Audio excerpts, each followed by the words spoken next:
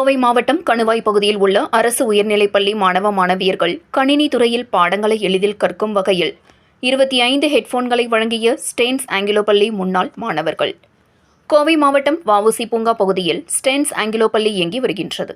இப்பள்ளியில் 1995ஆம் ஆண்டு பயின்ற முன்னாள் மாணவர்கள் ஒரு குழுவை உருவாக்கி பல்வேறு அரசு பள்ளிகளுக்கு தேவையான உதவிகளை செய்து வருகின்றனர்.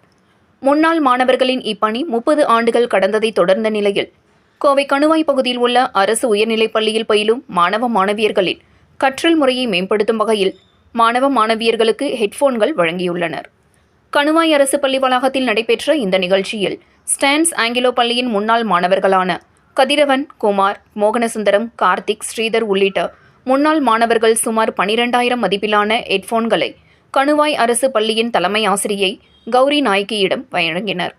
தொடர்ந்து மாணவ மாணவியர்கள் மத்தியில் பேசிய அரசு பள்ளி தலைமை ஆசிரியர் கௌரி நாயகி கூறியதாவது: அரசு பள்ளி மாணவர்களின் கற்றல் திறனை மேம்படுத்தும் வகையில் பல்வேறு உதவிகளை தன்னார்வலர்கள், முன்னாள் மாணவர்கள் என பலரும் முன்வந்து செய்து வருகின்றனர்.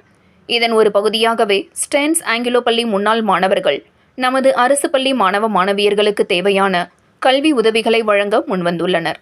அரசு பள்ளியில் கணினித்துறை பாடங்களில் உள்ள சந்தேகங்களை ஆசிரியர்களிடம் கணினி மூலமாக நேரடியாக கேட்டு அதற்கு பதில் தர முடியாத நிலை இப்பள்ளியில் இருந்து வந்தது.